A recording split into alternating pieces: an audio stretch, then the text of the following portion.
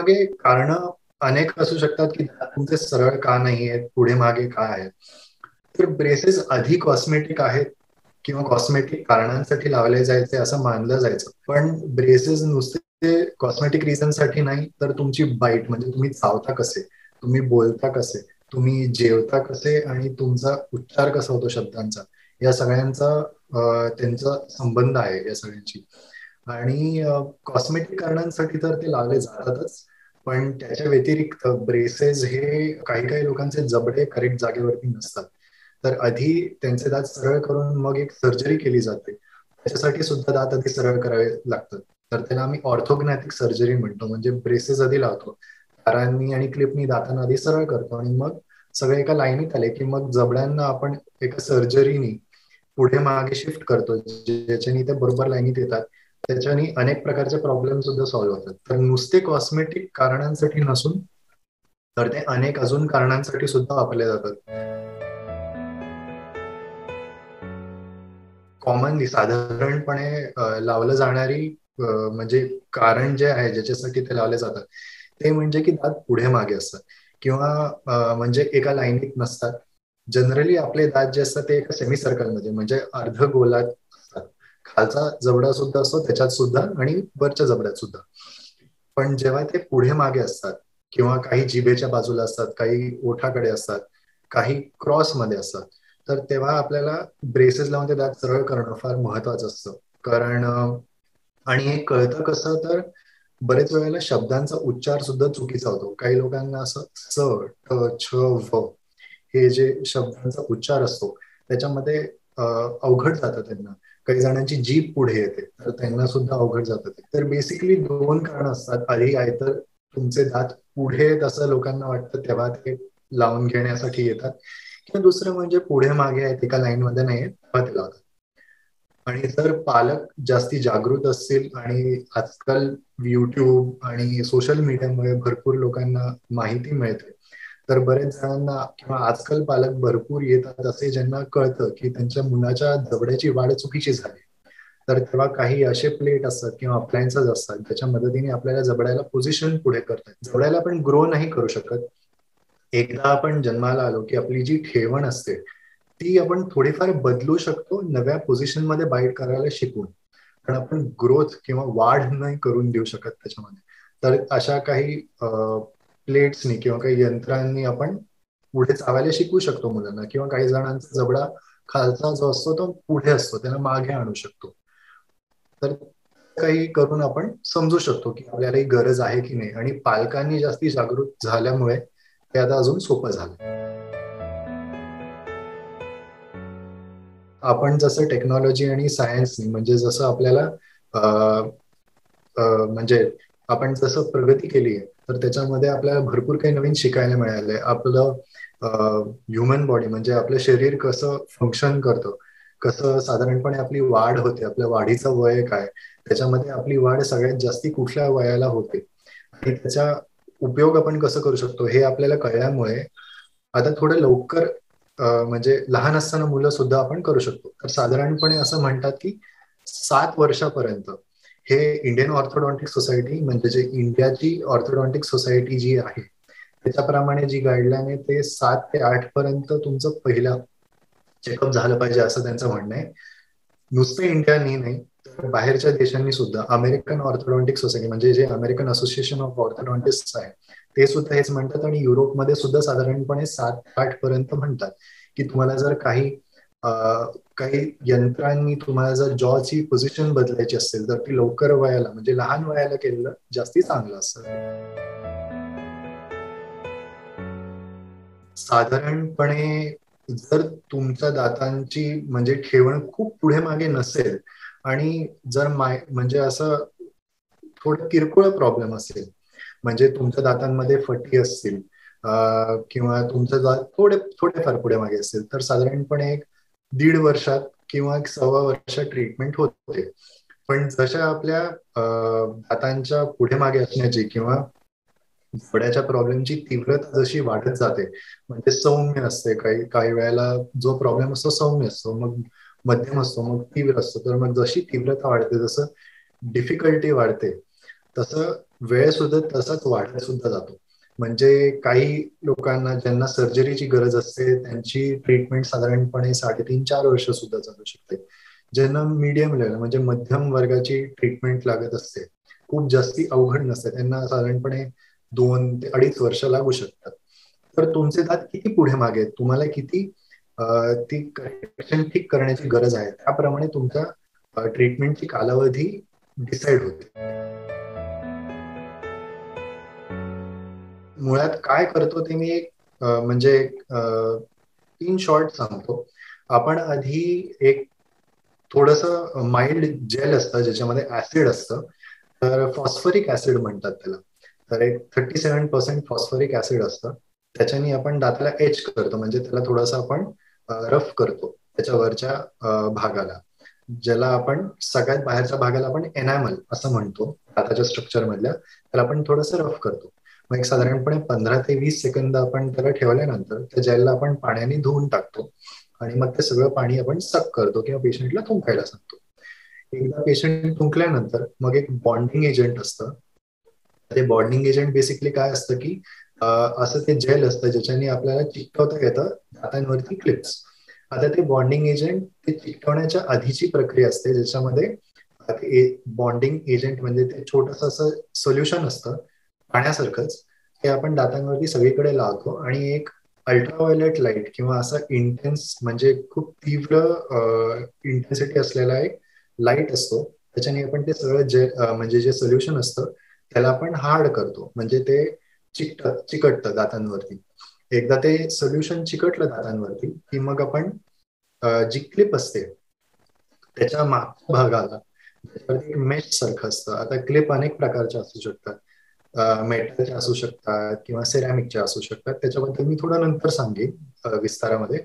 पण त्याच्या मागची जी मेश असते तर ती ते जे अधेसिव्ह असतं म्हणजे जे चिकटण्याचं जे गम असतं त्याला दातांवरती जास्ती छान चिकटवण्यासाठी म्हणून आपण ते बॉन्डिंग एजंट आणखी लावलेलं असतं. मग ते गम आपण पुन्हा दातावरती त्या मेश वरती लावलेलं असतं, त्याच्याने आपण ती क्लिप दातावरती बसवतो.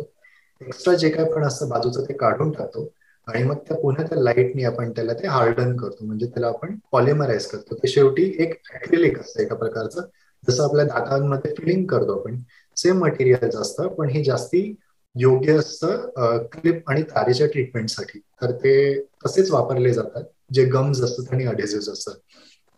एकदा सगळे क्लिप्स बसवले गेले दातांवरती मग आपण सगळ्या क्लिप्स मध्ये आपण पासून म्हणजे वरच्या दाढेपासून डावीकडच्या ते उजवीकडे लावतो आणि खालच्या दाढेच्या उजवीकडच्या दाढेपासून ते डावीकडच्या दाढेपर्यंत लावतो.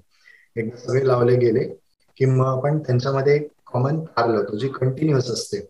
काही काही ठिकाणी आपण जर दात काढले आधी ट्रीटमेंटच्या तर मग आपल्याला सेक्शन मध्ये लावायला लागतात, म्हणजे एक छोटा भाग आपण तारेचा लावतो आणि मग दातांना खेचायला सुरुवात करतो आणि मग एक रबरच्या मदतीने आपण ती तार जी असते त्या क्लिपच्या आत आपण घट्ट म्हणजे टाईटली अशी पकडून ठेवण्यासाठी म्हणून ते इलास्टिक लावून ठेवतो त्याच्यात.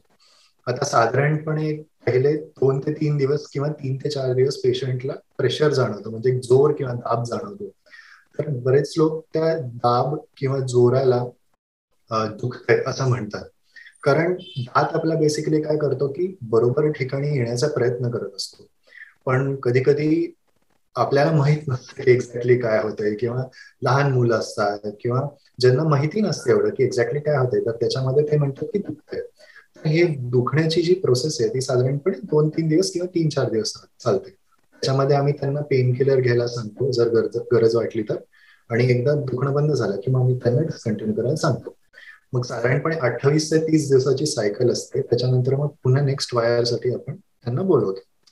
आणि दुखत ऍज सच नाही ट्रीटमेंटच्या दरम्यान, म्हणजे असं पेनफुल काही नसतं अपार्ट फ्रॉम जेव्हा दाताला म्हणजे त्या व्यतिरिक्त की दाताला करेक्ट पोझिशन वरती वायर आणते त्याला सोडून अजून दुखण्याचा काही संबंध येत नाही. मौखिक आरोग्य सांभाळण्यासाठी किंवा त्याची म्हणजे राखण करण्यासाठी 3 गोष्टी असतात. एक तुमचा नॉर्मल टूथब्रश जो असतो तो कंटिन्यू ठेवायचाच आहे. दुसरं म्हणजे एक इंटरडेंटल ब्रश नावाचा असतो, छोटा ब्रश असतो, त्याला फक्त समोर एक टोकाला छोटे ब्रिसल असतात, तर त्याच्याने आपण नॉर्मल ब्रश तर आता असा ब्रश करू नाही शकत, कारण दातांवरती क्लिप आणि तार लागलेली आहे. आणि जर आपण खूप जोरात ब्रश केलं तर ती तार आणि क्लिप निघण्याची शक्यता असते, कारण ते ब्रिसल त्याच्यात अडकतात. तर मग तो छोटा जो ब्रश असतो तो आम्ही दोन दातांच्या मध्ये जी तार असते त्याच्या खालून आम्ही असं पुश करायला सांगतो आणि स्लोली त्याला, म्हणजे हळूच त्याला जी घाण अडकली दाताच्या अवतीभोवती त्यांना स्वच्छ करायला सांगतो त्या इंटरडेंटल ब्रशने. तिसरं जे ऑल्टरनेटिव्ह आहे ते म्हणजे फ्लॉस करू शकतात पेशंट. आणि फ्लॉस करणं कधी कधी काही लोकांना जमून नाही शकत. म्हणजे काही जणांच्या हिरड्या सुजलेल्या असतात, खूप घाण साचली किंवा असं काही केलं तर मग त्यांना मग इंटरडेंटल ब्रश जास्ती सोयीचं म्हणजे पडतं फ्लॉस करण्यापेक्षा.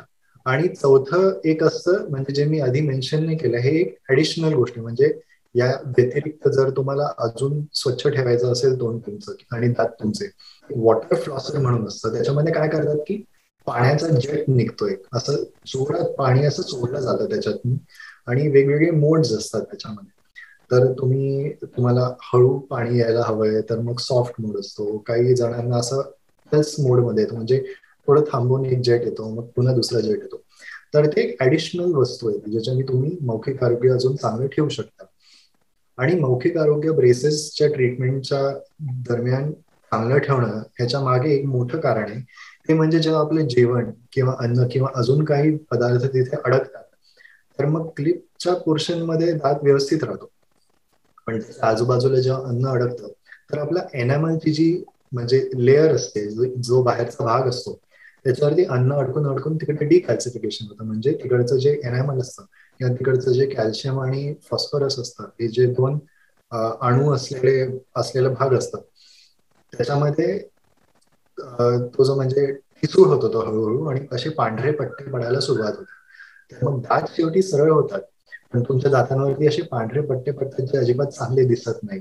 आणि बेसिकली तिकडचं कॅल्शियम निघालेलं असतं तर ते पुन्हा आणणं शक्य नसतं. एका लिमिट पर्यंतच तुम्ही आणू शकता. म्हणून सुरुवातीपासून त्यांची निगा राखणं हे फार महत्वाचं असतं. या बाबतीत बरेच पेशंट्स थोडेसे कच्चे पडतात किंवा त्यांना वेळ लागतो थोडासा, म्हणजे सवय व्हायला.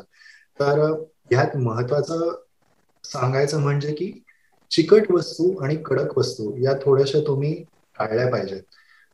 चिकट वस्तू म्हणजे कुठल्या, की चिक्की किंवा इक्लेअर सारख्या चॉकलेट किंवा असं काही पण ज्याच्यात खूप जास्ती साखर असेल आणि चिकट असेल ते. आता मी मगाशीच सांगितलं होतं की आपण दातावरती जी क्लिप असते ती आपण एका गमच्या मदतीने चिकटवतो. आता त्या प्रत्येक गमची सुद्धा एक स्ट्रेंथ असते. तर त्या स्ट्रेंथच्या पलीकडे जर तुम्ही काहीतरी खूप चिकट खाल्लं तर मग ती क्लिप तुमच्या दातावरने निघायची शक्यता कायम असते. आणि जर तुम्ही खूप कडक काही खाल्लं, म्हणजे चकली, चिक्की, कडबोळी किंवा दाणे, अक्रोड फोडायला गेला, ऊस खायला गेला, तर मग ह्या गोष्टी प्रॉब्लेमॅटिक होऊ शकतात किंवा त्याच्याने प्रॉब्लेम होऊ शकतो. तर या थोड्याशा तुम्ही अवॉइड केल्या पाहिजे. आणि दुसरं म्हणजे खूप साखर असलेल्या वस्तू जरा अवॉइड करायच्या किंवा टाळायच्या. कारण काय होतं की साखर हे मेन कारण असतं ते पांढरे पट्टे पडण्यासाठी, कारण साखर विरघळत नाही लवकर आपल्या तोंडामध्ये ब्रेसेस असताना. कारण ब्रेसेसच्या अवतीभोवती जेव्हा अन्न अडकतं तर ते तिकडे असं पकडून ठेवतं त्या साखरेला. आणि तिकडे जे आपले मायक्रो ऑर्गॅनिझम्स असतात, जे जीवाणू असतात, ते तिकडे अजून पकड धरून बसतात आणि तिकडे पांढरे पट्टे पाडतात तिकडचं एनामल काढून. दुसरी गोष्ट म्हणजे खूप कडक किंवा नॉर्मल फ्रुट्स वगैरे तुम्ही जास्ती खायचे. जेवढं तुम्ही कमी साखर असलेले पदार्थ खाल, चांगल्या पालेभाज्या खायच्या, सगळं नॉर्मल जेवण खायचं, हेल्थी डाएट खायचं, म्हणजे जे तुमचं डाएट चार्ट मध्ये लिहिलेलं असतं ते सगळं खायचं. फक्त खाताना फ्रूट सुद्धा समोरून सरळ खायला जायचं नाही. त्याचे जेवढे जमतील तेवढे छोटे तुकडे कापून ठेवायचे आणि दोन्ही बाजूनी मागून खायचं. दुसरं म्हणजे जेवताना दोन्ही बाजूनी जेवलं पाहिजे. एका बाजूनी जेवलं नाही पाहिजे, कारण काय होतं उगाच एका बाजूला ताण येतो आणि सुरुवातीच्या ज्या वायर्स असतात त्या सगळ्या आपल्या फ्लेक्सिबल असतात किंवा अशा आपण थोड्या बेंड करू शकतो. तर बरेच वेळा असं होतं की पेशंट एकाच बाजूनी जेवतात तर त्या बाजूला दात जास्ती हलतात, दुसऱ्या बाजूला एवढे हलत नाही, किंवा एका बाजूला जाऊन ते खाली जातात एका बाजूला आणि दुसऱ्या बाजूला वरच राहतात. तर तसं आम्ही पेशंटला जनरली टाळायला सांगतो. आणि लॉलीपॉप किंवा कॅन्डी अशा वस्तू जरा टाळल्या पाहिजेत. आपल्या वरच्या जबड्याची वाढ जी असते ती साधारणपणे 8 ते 9 वयापर्यंत होते. त्याच्या पलीकडे खूप वाढत नाही. जे काही दात पडायचे आणि यायचे असतात ते थोडे फक्त दाताच्या भागात वाढ आणि म्हणजे कमी जास्ती होतं. ते म्हणजे जे दुधाचे दात पडतात आणि कायमचे दात येतात त्याच्यानी फक्त आपली डोळ्याची लेंथ थोडीफार पुढे मागे होते. जर आपल्याला वरचा जबडा थोडं डेफिशियंट असेल म्हणजे छोटा असेल किंवा पोझिशन मध्ये मागे असेल, ठेवण त्याची मागे असेल, तर मग तो खेचून पुढे आणणं तेवढं सोपं जातं. आणि सर्जरी नंतरची जी असते ती जर आपलं वय सुटलं वाढीचं तर मग ती अवॉइड करता येते आपल्याला, जर लहान वयातच आपण ट्रीटमेंट सुरू केली. आणि खालच्या जबड्याची ट्रीटमेंट आपल्याला जरी थोडं पुढे करता येते. मुलांमध्ये वाढीचं वय साधारणपणे मुलींपेक्षा 2 वर्ष थोडं उशिरा सुरू होतं. मुलांमध्ये वाढीचं वय 10 ते 16 पर्यंत असतं. आणि ज्याला आपण प्युबर्टी म्हणतो किंवा ज्याच्यामध्ये खरी वाढ होते, ज्याच्यामध्ये आपण काही आपले अवयव जे असतात ते आपण मुलगा हा पुरुष बनतो, म्हणजे काही त्याचे हॉर्मोन्स वाढतात आणि काही त्यांचे जे सेक्शुअल कॅरेक्टरिस्टिक्स असतात ते त्या वयात डिफाईन होतात. तसं त्याचं मॅक्सिमम 12 ते 15 मध्ये होतं. 16-17 पर्यंत सुद्धा वाढ होते मुलांमध्ये थोडी जास्ती, कारण हॉर्मोन्स त्यांच्यात ते जास्ती असतात. मुलींमध्ये वाढ लवकर सुरू होते, एक साधारणपणे 8 ते 13 वयापर्यंत असते.